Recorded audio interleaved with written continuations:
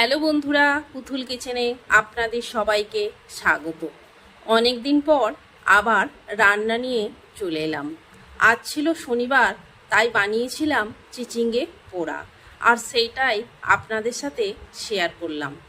একটা চিচিঙ্গে নিয়েছি, চিচিঙ্গেটা বড় ছিল তাই 5 টুকরো করে নিয়েছি। চিচিঙ্গেটাকে ধুয়ে একটা কাপড় দিয়ে চিচিঙ্গের গায়ের জলটা মুছে নিয়েছি। তারপর চিচিঙ্গের মধ্যে একটু সর্ষের তেল দিয়ে মাখিয়ে নিয়েছি।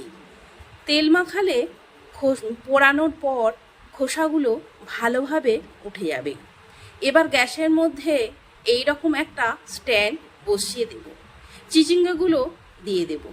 গ্যাসটা এখানে লোতে রাখবো। এই রকম করে উল্টে পাল্টিয়ে ভালোভাবে পুড়িয়ে নেব। সব চিচিঙ্গাগুলো এই রকম করে পুড়িয়ে নেব।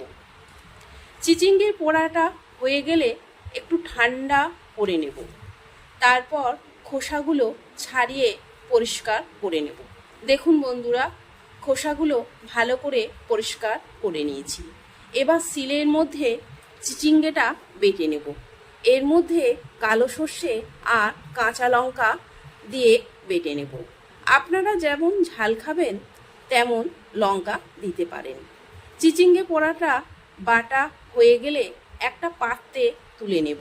তার মধ্যে স্বাদ মতো নুন আর সর্ষের তেল দিয়ে ভালোভাবে মেখে নেব। তারপর ওপর থেকে আর একটু সর্ষের তেল দিয়ে দেব।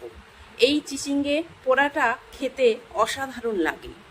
যদি আমার এই রেসিপিটা আপনাদের ভালো লাগে তাহলে লাইক, কমেন্ট ও শেয়ার করে দেবেন। প্লিজ বন্ধুরা, সাবস্ক্রাইব করতে ভুলবেন না। ধন্যবাদ বন্ধুরা।